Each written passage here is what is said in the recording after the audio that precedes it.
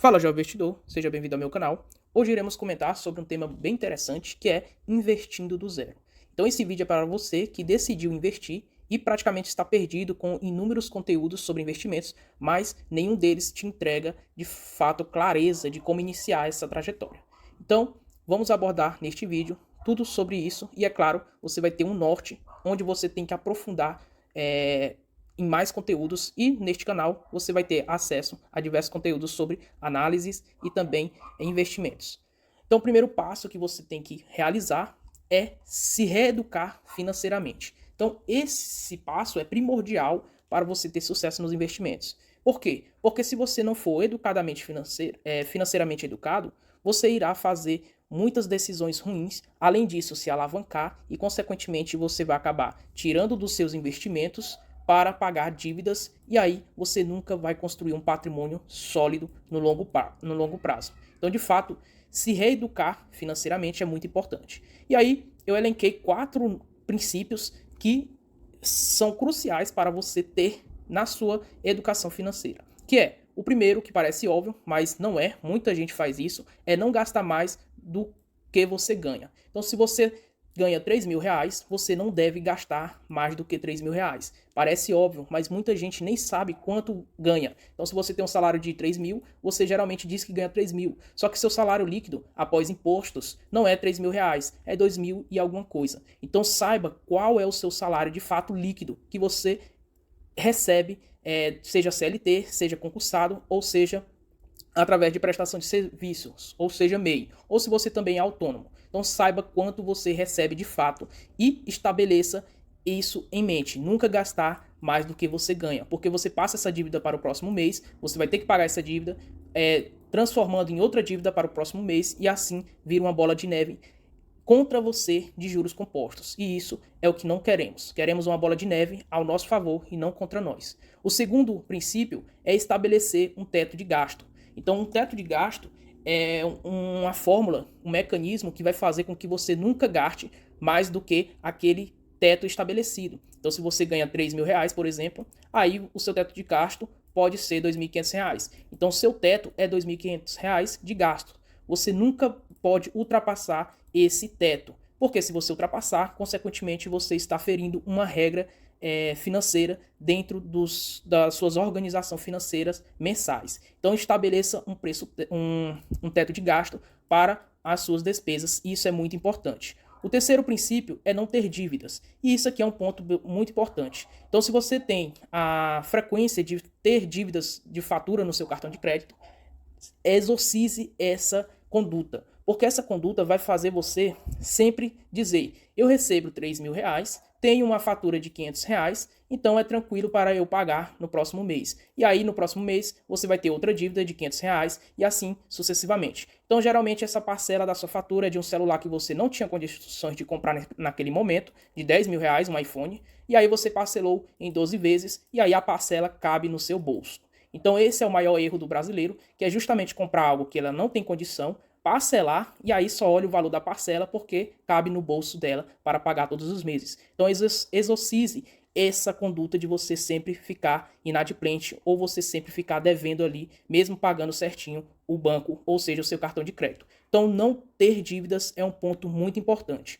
E além disso, construir uma reserva de emergência, porque essa reserva de emergência vai garantir com que você tenha pelo menos resguardado ali 6 meses de alguma emergência que aconteceu. Então, se você ganha 3 mil reais por trabalhar autônomo, imagine um cenário em que você não consegue mais exercer sua profissão e aí você vai ter essa reserva de emergência para suprir suas despesas essenciais ali por pelo menos 6 meses para que você se recomponha e volte a trabalhar. Então, de fato, essa reserva de emergência é importante, porque se você não tiver ela e você começar a investir, quando acontecer alguma emergência, você não tem para onde correr e vai começar a destruir ou dissolver o seu patrimônio para contemplar essas despesas essenciais que você tanto necessita naquele momento. Então, a reserva de emergência é crucial para um investidor.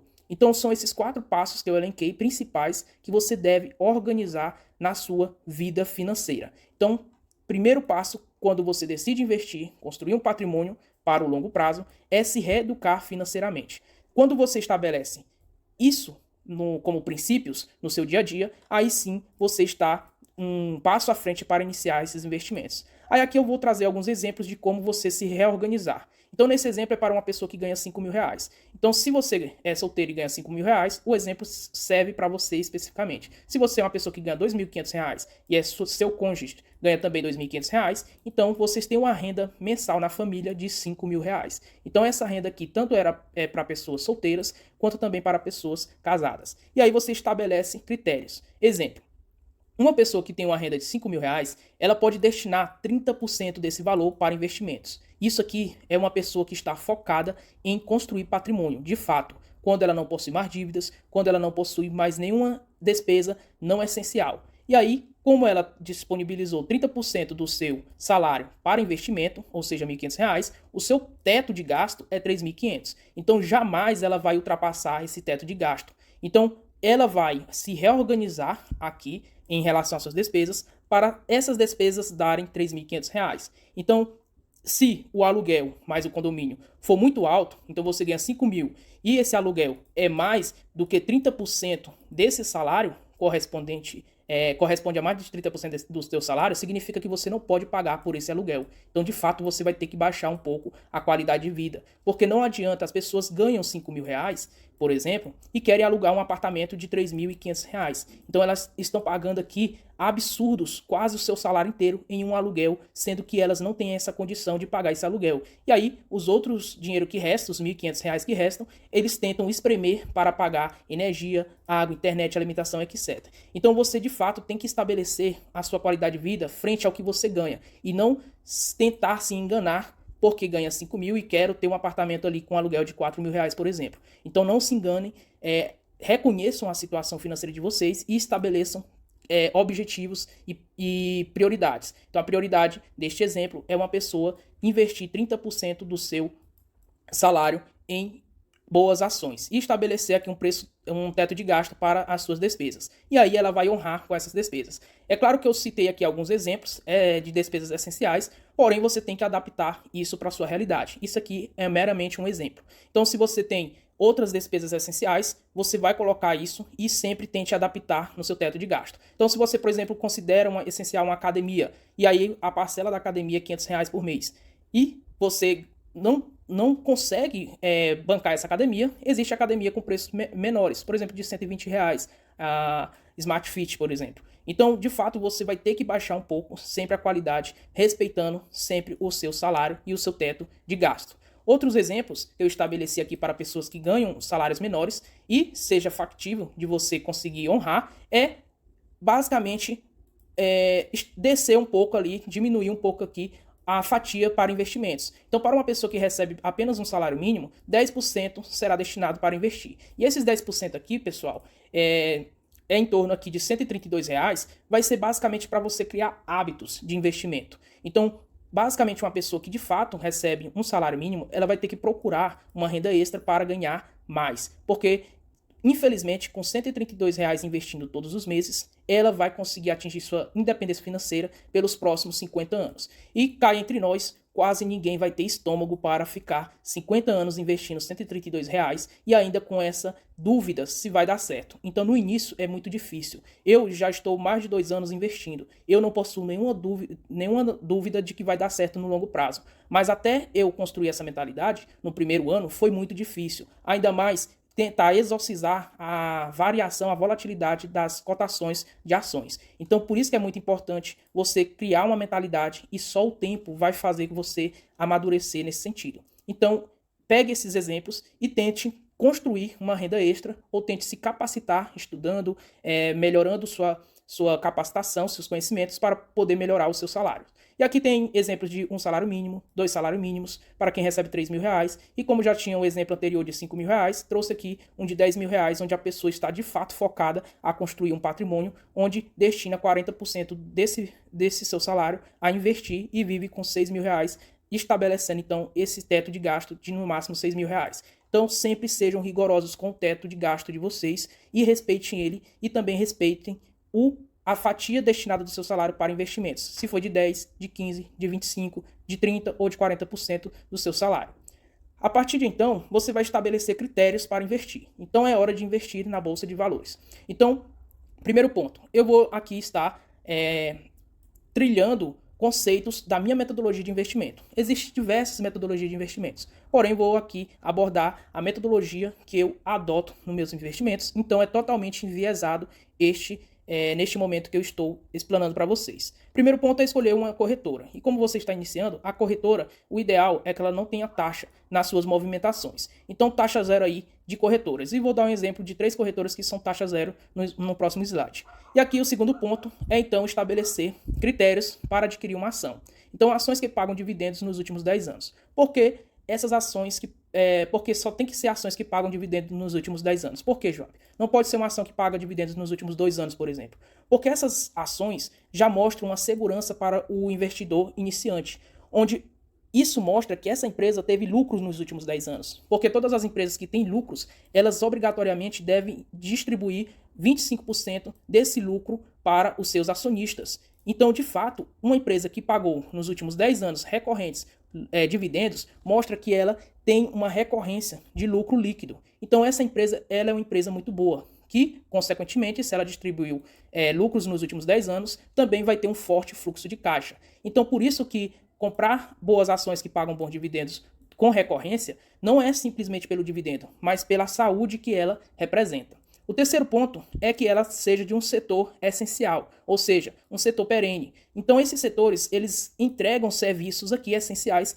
no longo prazo. Então, o que é que vai acontecer? Empresas de energia têm concessões de 30 anos. Então, ela vai entregar energia pelos próximos 30 anos. Então, você que está no seu estado, você quer receber um serviço de energia, você não consegue obter esse serviço de energia de outra empresa, além desta que está atuando no seu estado. Por exemplo, no meu estado, que eu estou no momento, a empresa que distribui energia aqui é a Neo Energia. Então, eu não posso procurar a Equatorial para instalar um serviço de distribuição de energia na minha residência. Eu tenho que procurar a Neo Energia. Então, são empresas que entregam serviços essenciais e que o seu cliente está praticamente preso a ela pelos próximos 30 anos. Então, de fato, essas empresas são bem interessantes. Então, quais são essas empresas, Joab? Empresas de saneamento básico, empresa de energia, empresa de telecomunicações, empresas do setor financeiro, como, por exemplo, bancos. Então, essas empresas, elas entregam serviços essenciais para o ser humano e, além disso, atuam no setor perene, ou seja, esse serviço irá se perpetuar pelos próximos 50, 100 anos. Então, esse é o primeiro ponto. Então, empresas de varejo você já descarta,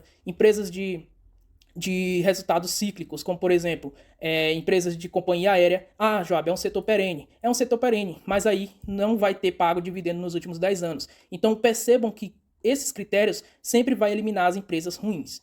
O quarto ponto é baixa alavancagem, ou seja, Philip Fisher e também Peter Link, principalmente Peter Link, fala: uma empresa não fale se ela não tiver dívidas. Então, de fato, uma empresa que não tem dívidas, ela não irá falir. Então, consequentemente, não buscamos empresas endividadas. Então, procuramos empresas que tenham dívidas no máximo a 3 vezes dívida líquida sobre EBITDA. E isso significa o quê, Joab? Significa que no máximo, em 3 anos, pelo fluxo de caixa da empresa, ela consegue pagar toda a sua dívida. Então, imagine você que recebe aí seu salário de R$ 1.320, você faz uma compra de um celular de R$ 1.200 e aí você parcelou em 12 vezes. Então, isso mostra que você irá pagar e conseguir honrar essa dívida. Nos próximos 1 ano, você vai conseguir quitar essa dívida porque seu fluxo de caixa é de R$ 1.320. Então percebam que isso basicamente é o que acontece também com a empresa.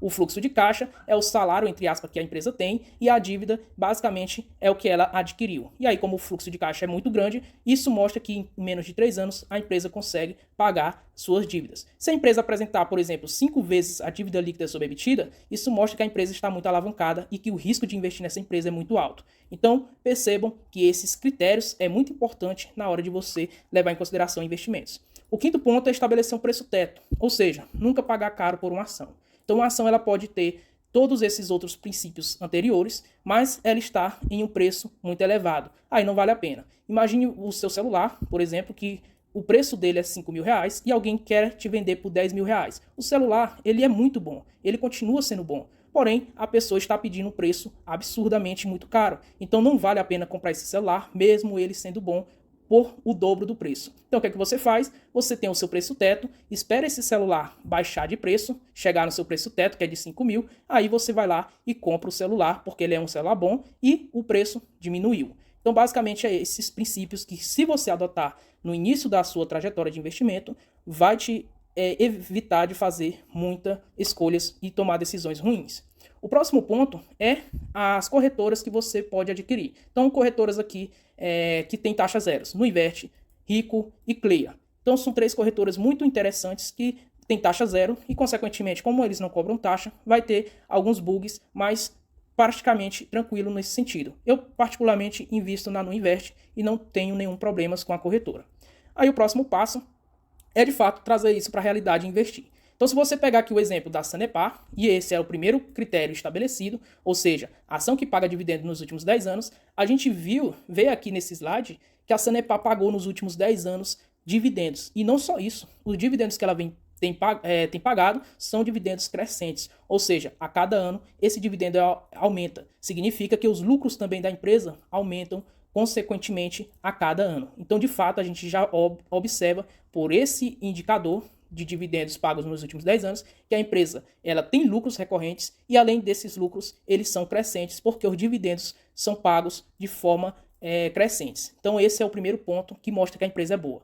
O segundo ponto é a alavancagem. E aí a gente vê que a dívida líquida sobre o seu patrimônio é de 0,44 vezes, e o indicador que eu utilizei no exemplo, que é a dívida líquida sobre a sua EBITDA, que não deve ultrapassar 3 vezes, é de apenas 1,73 vezes. Isso mostra que em menos de 2 anos a empresa consegue honrar suas dívidas. Então, de fato, a empresa está tranquila em relação à alavancagem. E aí, outro ponto que a gente vai observar é justamente o setor. Então, a empresa ela atua no setor perene, ou seja, é uma empresa de saneamento básico. Então, todas as pessoas que bebem água aí no Paraná estão praticamente entregando dinheiro para a Sanepar. Então, é uma empresa estatal, bem interessante, que atua e entrega serviços essenciais, não está alavancada e distribui bons dividendos nos últimos anos. Então, esses critérios já fazem você deixar de escolher uma empresa ruim.